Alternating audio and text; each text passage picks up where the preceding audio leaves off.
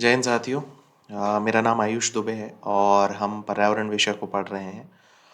पर्यावरण विषय या इन्वायरमेंटल स्टडीज़ में कुछ टॉपिक्स हम पढ़ चुके हैं। जैसे कि हम कौन कौन से टॉपिक पढ़ चुके हैं, तो हमने पर्यावरण के प्रमुख दिवस को याद किया है ना। पर्यावरण के प्रमुख कानून को देखा है या प्रमुख अधिनियम को देखा है। पर्यावरण से संबंधित प्रमुख व्यक्तित्व के बारे में हमने पढ़ा है। पर्यावरण से संबंधित राष्ट्रीय अंतर्राष्ट्रीय स्तर पर जो संस्थान है उनके बारे में हमने पढ़ा है। पर्यावरण से संबंधित एक और महत्वपूर्ण टॉपिक जो था वो उपनाम था कि किस व्यक्ति को क्या कहा जाता है ना। डॉल्फिन मैन ऑफ इंडिया किसे कहा जाता है, वाटर मैन ऑफ इंडिया किसे कहा जाता है, या फादर ऑफ ग्रीन रेवोल्यूशन हरित क्रांति के जनक कौन कहलाते हैं। ये सारी चीज़ें हमने पढ़ी। आज हम एक महत्वपूर्ण टॉपिक को डिस्कस कर रहे हैं जिसका नाम है पर्यावरण से संबंधित आंदोलन। एक बहुत ही छोटा सा टॉपिक है और 5-6 आंदोलन है जिनके बारे में हमें कुछ तथ्य याद रखने हैं। तो पर्यावरण से संबंधित आंदोलन में देखिए, हमें ये देखना है कि कौन सा आंदोलन कब हुआ है ना। और अगर कोई आंदोलन हुआ है तो वो हुआ कहाँ पर हुआ है ना, तो उसका स्थान क्या है। ठीक है, कुछ कुछ चीज़ें हैं जो हमसे पूछी जा सकती है कि कोई आंदोलन अगर हुआ है तो वो कब हुआ है, ठीक है, और कहाँ हुआ है, उसका स्थान क्या है, ठीक है, और उस आंदोलन के होने का कारण क्या है, कौन सी वजह थी जिस कारण वो आंदोलन हुआ है, और उस आंदोलन से संबंधित व्यक्तित्व कौन कौन से हैं, मतलब कौन है जिसने उस आंदोलन का नेतृत्व किया है। तो ये चार बातें जो हैं कि आंदोलन कब हुआ है ना, आंदोलन के होने का स्थान क्या है, कहाँ पर वो आंदोलन हुआ है, उस आंदोलन के होने का कारण क्या है कि क्यों वो आंदोलन हुआ, और उस आंदोलन से संबंधित व्यक्तित्व कौन है, कौन उस आंदोलन से जुड़ा हुआ है। ये बातें हमें याद रखनी है, ठीक है। अगर मैं बात करूँ तो कौन कौन से आंदोलन होंगे जो हम पढ़ेंगे या जो हमारे एग्ज़ाम पॉइंट ऑफ व्यू से इम्पोर्टेंट होते हैं, तो 5 या 6 ऐसे आंदोलन हैं जो भारत में हुए हैं और जो पर्यावरण से संबंधित हैं और जिनके बारे में एग्जामिनर बार बार प्रश्न पूछता है। जैसे कि एक आंदोलन है चिपको आंदोलन। कौन सा आंदोलन? चिपको आंदोलन। तो चिपको आंदोलन जो है हमने बचपन में स्कूल में भी पढ़ा या सुना ज़रूर होगा इसके बारे में। तो इससे एक प्रश्न हमारे एग्ज़ाम में पूछे जाते हैं। चिपको आंदोलन जैसा ही एक सेम टू सेम आंदोलन कहना चाहिए कि उसी की कॉपी एपिको आंदोलन जो है दक्षिण भारत में हुआ था, तो उससे प्रश्न पूछा जाता है। चिपको आंदोलन, एपिको आंदोलन, ठीक है। एक आंदोलन जो है वो नर्मदा नदी के संरक्षण के लिए हुआ था, नर्मदा बचाओ आंदोलन। तो नर्मदा बचाओ आंदोलन से प्रश्न पूछे जाते हैं। एक आंदोलन हुआ था बिहार में, जंगल बचाओ आंदोलन। तो जंगल बचाओ आंदोलन, इससे हमें प्रश्न पूछे जाते हैं, ठीक है। एक आंदोलन केरल में हुआ था, केरल का शांत घाटी। केरल में एक जगह है साइलेंट वैली जो कि जैव विविधता की दृष्टि से बहुत ही ज़्यादा रिच है, यानी कि बहुत ज़्यादा समृद्ध है। तो वहाँ पर एक आंदोलन हुआ था, केरल का शांत घाटी आंदोलन। तो उससे संबंधित प्रश्न हमसे पूछे जाते हैं ना। और एक विश्नोई समुदाय जो है उसने एक आंदोलन किया था अंग्रेजों के टाइम पे, जब राजा महाराजा होते थे उस समय का एक आंदोलन है विश्नोई समुदाय का। तो ये 5 या 6 आंदोलन ऐसे हैं, ये प्रमुख प्रमुख आंदोलन हैं जो महत्वपूर्ण है, जिससे हमारे पर्यावरण विषय के लिए प्रश्न आने की संभावना होती है, ठीक है। तो एक एक करके हम सारे आंदोलनों को समझते हैं और इससे ज़रूरी जो जुड़े हुए व्यक्ति हैं, जो इम्पोर्टेंट व्यक्तित्व हैं, उनके बारे में हम बात करते हैं, ठीक है। अगर मैं बात करूं सबसे पहले चिपको आंदोलन की, तो देखिए जब हम स्कूल में पढ़ते थे ना तो हमने इसके बारे में कुछ कुछ चीज़ें पढ़ी है ना। स्कूल की किताबों में ऐसा लिखा हुआ था और हम बहुत ज़्यादा इस चीज़ को हमारे मेमोरी में ये स्टोर्ड भी है चिपको आंदोलन के बारे में, कि जंगल कट रहे हैं कहीं पर तो, और बहुत सारे जो महिलाएं हैं पुरुष हैं वो जा कर के पेड़ों से जाके लिपट जाते हैं कि नहीं आपको पेड़ नहीं काटने हैं। तो उससे संबंधित ये आंदोलन था जिसका नाम था चिपको आंदोलन। चलिए सबसे पहले इसी के बारे में थोड़ी सी चीज़ें पढ़ते हैं।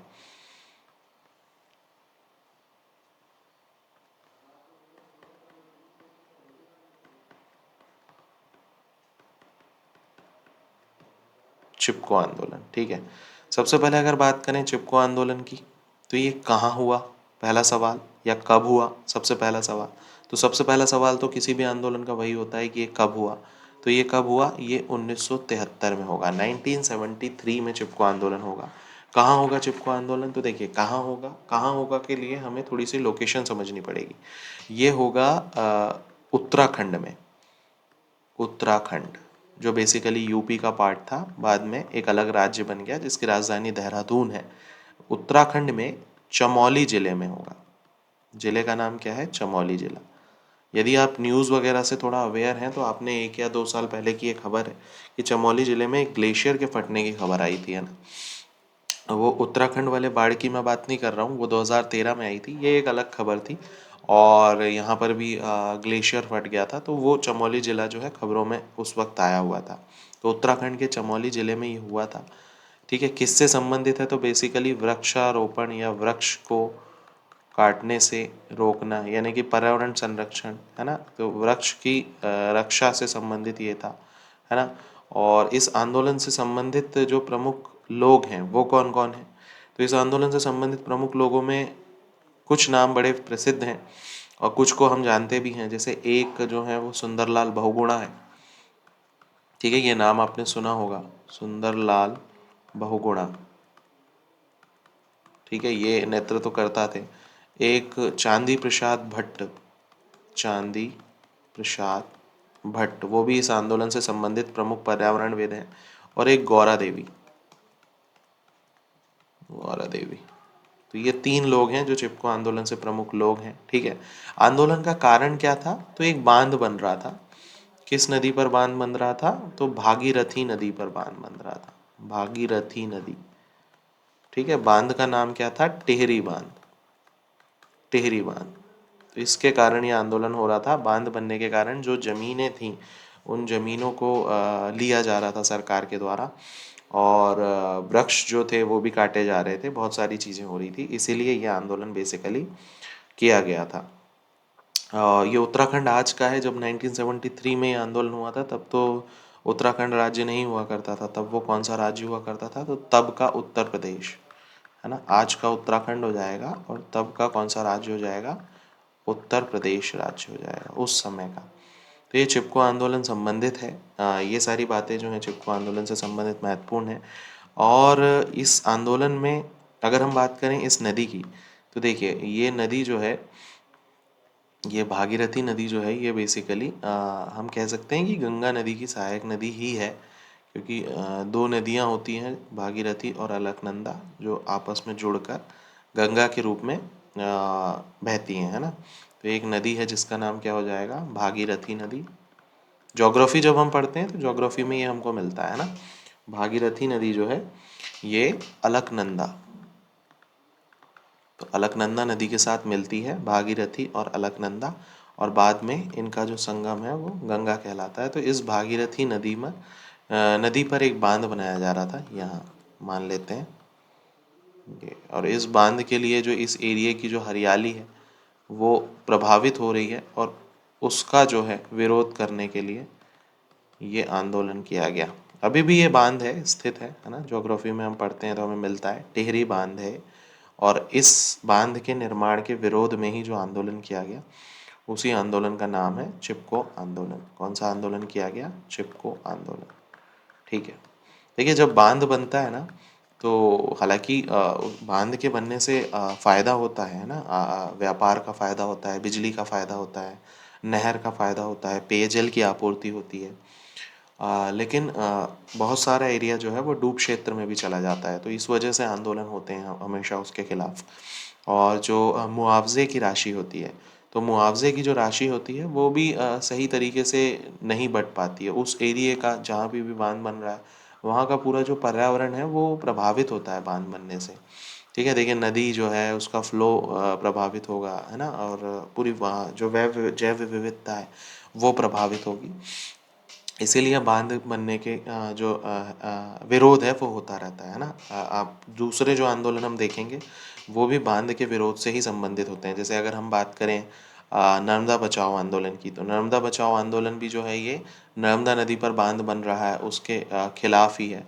अगर हम केरल का शांत घाटी आंदोलन देखें तो एक नदी है वहाँ पर, उसके उसी के नदी के जो बांध बन रहा है उसके लिए ही ये आंदोलन चलाया जा रहा है। ठीक है, आगे बढ़ते हैं। तो जिस तरह चिपको आंदोलन हुआ उसी तरह एक आंदोलन और हुआ है।